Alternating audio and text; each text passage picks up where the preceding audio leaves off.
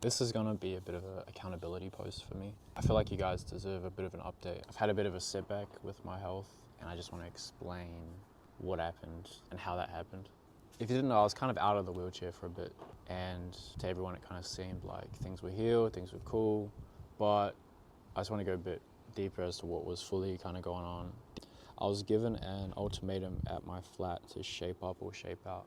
Yeah, it kind of started there. I was given an ultimatum at my flat with the previous people that were living with us. They're not anymore, thank God. I thought it would have been incredibly stupid to like get up and kind of start trying to walk because of how tight, especially on the posterior side of the legs, behind the calf and the hamstring, was so tight around there. And got up walking around, painful. But then after and I rested and recovered because it was so sore and kind of it tore things up a bit. But then after like the second or third day, it was a lot more tolerable, and I had a bit of motion in that. Like I didn't have a full stride. I couldn't walk. I couldn't bring my leg behind me like fully, but I had a stride nonetheless, and I got too excited. I got too ahead of myself. Not a lot of people know this, but I have in my boots I bought like some extra heel elevation. Not for height. I'm already damn tall enough, and I don't really like being tall, if I'm being honest. It's a bit hard on the posture in the neck, but because everyone else is like so below. But that was to help with the Achilles range of motion because that was very tight.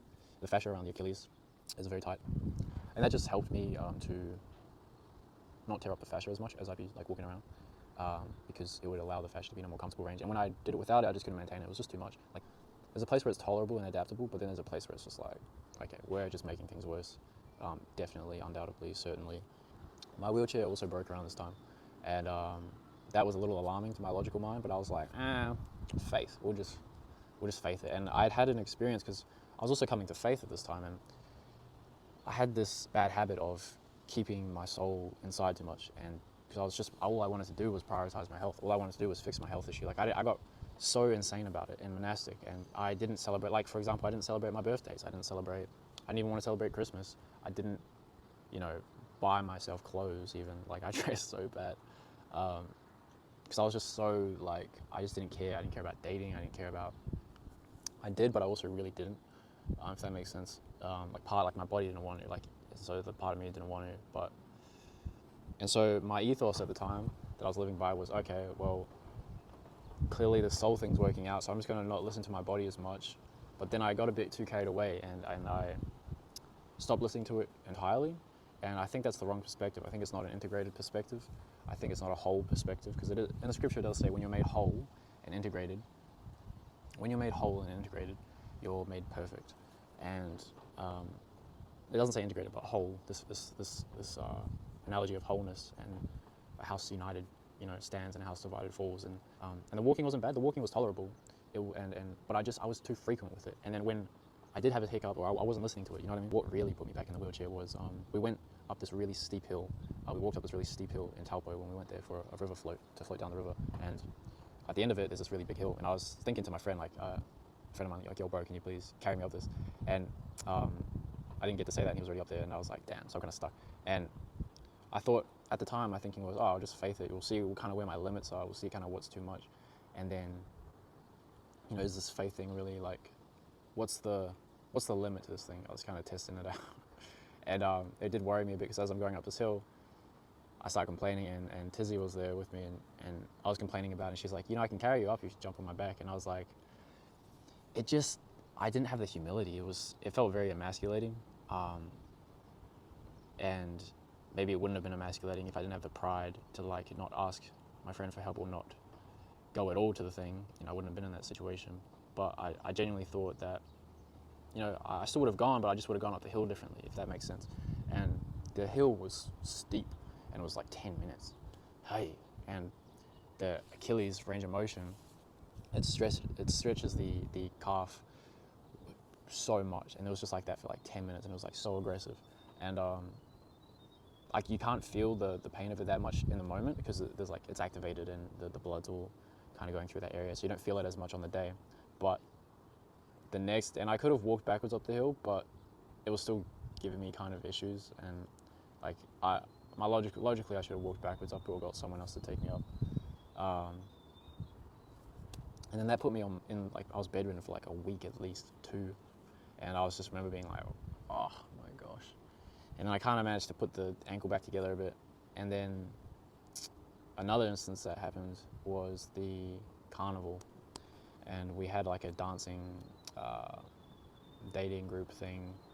We can go dance and whatnot, and it wasn't so much the dance. Like the dancing was fine. It was just we got dropped off at the wrong place, and we couldn't call anyone to grab us to take. And we had to walk like 3 miles, and we were already late, so we're like kind of hopping, skipping, and me and a friend, and he's like carrying me on his back like like half the bloody way, and so stupid, man. I feel so ashamed. I feel bad, and usually I'm really this strict with this stuff. Like for years, I was just like, I had my blinders on a little too much, and I didn't, I was very just singular about this, my health, and I wish I had have asked God for revelation if I was on the correct path or not, but I wasn't quite there yet in my faith. I didn't really know these things, but I don't know. I kind of can't really blame myself. I don't really fault because I was genuinely doing the best with what I understood at the time. You know what I mean? And so if I'm genuinely doing that, however, there was a time when I'm on the way to the carnival and I heard this voice that was like, I didn't hearken to it. It was just a little faint voice, little still voice. I was like, don't go. And I was like, nah. And that's the reality with injuries. Like you need to be willing to take the boring option, the boring option, but the progress compounds in that boring lack of excitement. And that's kind of what scares me about dating and why I'm a bit apprehensive about it, because it is hard for me to control that excitement about it. And it's just not a good idea all around. It doesn't make sense, mapping it out doesn't work out. And I think it's a bit foolish. It was foolish of me. I was having the foolish faith, the naive faith, the unthinking faith is what I was on. And I guess that's something to take note. And I just feel bad because like everyone, like I could just tell the vibe at church was like the morale of everyone was up, because of how much better I had been doing. And when I wasn't doing good, I can feel like the morale like at church was dead. And it just felt like I'd made a big mistake, and I could feel it around me. I could feel it, how it was influencing everyone around me, and I just feel bad. And I guess I just want to apologize for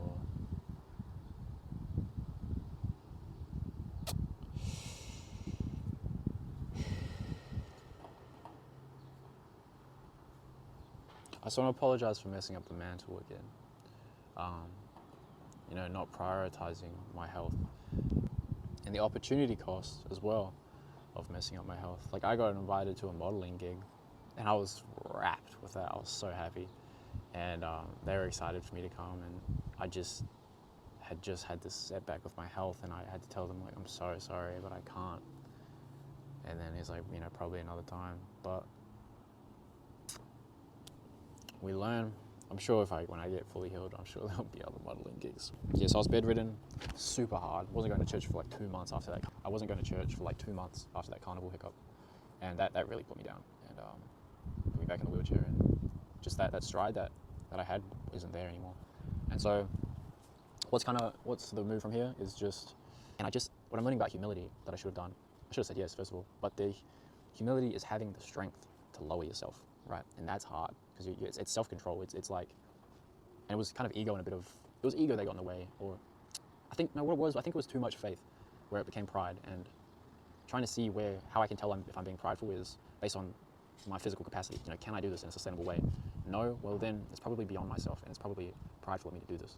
And that's kind of my main pillar to kind of decide, if I should engage with anything really. But it's hard, because the faith of you is like, what if maybe I can get away with it, or like maybe you have to look at your past situations, and if I'm in a wheelchair, like I'm much more, I can do more things if I'm in the wheelchair because I know it's not going to hurt the body as much. It's still very annoying, and uncomfortable, but still like, I don't know, that's kind of my method. So yeah, I'm just trying to learn now that these things have to be in alignment with my body. So I think I'll heal from this. I think I'll come back wiser. I feel like I'll have more capacity when I come back again. I'm trying to take it more seriously and keep my priorities straight, my fundamentals straight, and really, just get my priorities right. And because I feel like I wasn't, when I started getting a bit excited and like wanting to date, like I kind of put God to the side for a sec. Like I didn't chase him as much as I wasn't after him as much. And that's what I feel like I'm being taught in the spirit lately, is to kind of go after God's heart, whatever that means. I feel like just, put him before anything else. And my body, like have all that in alignment and correct, and not be foolish about things. And it's tough, it is tough, but there's just no other option, if that makes sense. So, I don't know. And I don't think a relationship could save me, It's one of the, and it takes up too much mental emotions and feelings and thinking and logistics and money and physical costs, and it sucks, but it's just, what am I going to do? Sacrifice myself for that? This is just my logical mind speaking, and you can't ignore, because I don't think my healing is this miraculous thing. Like, I think it's a problem I have to figure out and solve, and that's the healing, and that's the logics of it. Like, it's not like we ignore the logic, it's just, you got to recognize when the logic is being irrational, and just test your logic a bit. But I think I have to figure out this health issue. I thought I could get away with not detoxing, but I can't. So that's the truth of the matter, and I have to respect that or die, pretty much. What I'm looking into lately, I'm looking into external topical solutions, so creams, not so much creams, but like soaks, like soaking like a bath soak, but you put the minerals that you're deficient in the bath. And I've been doing a foot bath, like Epsom salts and magnesium. So I did a foot bath, but I'm putting a few more things in there, like hyaluronic acid, which is a compound that helps build up the collagenous fibers and fascia and all that, and other things that I'm deficient in, calcium, calcium citrate, what else? Magnesium, just these things that I'm deficient in that can help. Because I'm curious if we can feed the joint the nutrients directly rather than digesting them, because the microcirculation isn't that good in my lower extremities, in the legs. And I went and sat in the ocean, and it kind of did alleviate, made the joints feel better. So because there's magnesium in the sea, so the salts and the minerals, and I just want to experiment with like baths and soaking my body and feeding the cells the nutrients they need through the skin, so through soaking, and feed the joints that way. I'm very curious about that. I feel like it's a good avenue. I did try it. I did test it out with a little foot soak. I put hyaluronic acid and magnesium malate in it and just heated it up, and it felt very good. It felt good. But I just need it. But that's just only for the ankles. I need to find something that will help fit the legs. So I'm looking at bath soaks now, and bath, or creating some sort of thing that I can sit in, whether it's like a leg warmer or like one of those massage legs things where you just fill it up with water. I don't know. Experimenting. So yeah, that's pretty much it. I'm just gonna have faith. I'm gonna act as if I'll be healed with my body. So I walk the straight and narrow path with my body, how I did before, and just trust in God and have faith. I won't be demoralized. I won't be, we're called to not grow faint and demoralized. So I'm just gonna have the faith that I know in my intuition. I have an intuition that I'll be back with more capacity. I feel like these soaks and these bath soaks would be a really good idea in combination with the detoxing. And we just got one of my major costs approved for the detox. The supported living payment got through, so we'll be getting a lot more money, and I just got a big kickback, and I just bought a bunch of supplements to help with this detox process, so in bulk as well. So I'll be able to save more money and buy it from buying bulk, and I'll be making my own pills and tablets, and compressing them, and as a way to just save more money rather than just the capsule sizes. It's just more bang for buck. We're just trying to feed the cells the nutrients they need before they collapse and like get too damaged. Whilst we're detoxing as well. So that should be cool. And then hopefully, then when I can do this, when I start detoxing, it'll widen the narrow path, if that makes sense. And when I make a mistake, it won't be as severe to my health. So that's good, and that'll be a bonus. But yeah, I just wanted to make this accountability video, because I know that when you face your problems, and especially like in front of a community, it does help keep you accountable. It does help keep you on the straight and narrow, and they can hold you to account to the ideal you, and it helps that transformation better. And it's like having this humility helps you transform, because if you're like trying to put on this facade, like I wrestled a lot with the law of attraction and being humble, because I'm trying to create this life that I want.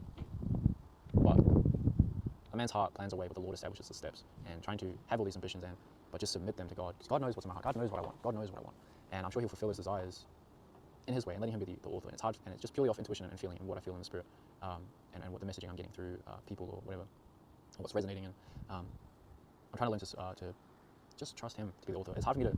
I was wrestling, like it's hard for me to. How do I tell a story if I don't know what the story is? Like, because I'm trying to tell my story as well. But I can let Him.